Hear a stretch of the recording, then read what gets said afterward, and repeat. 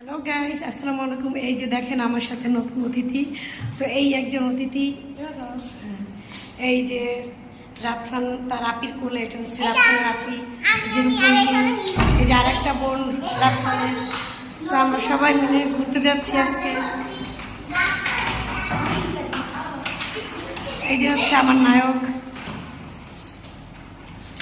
নায়ক তাকাও, আমাদেরকে তাকাও।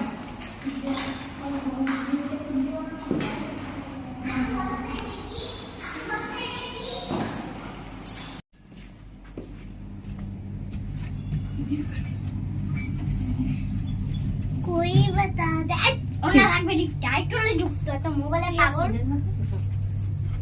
ওবার আর কি সব জায়গা। অন্য তোমার আবার ঢুকলে আমি কিছু করতে পারবো না।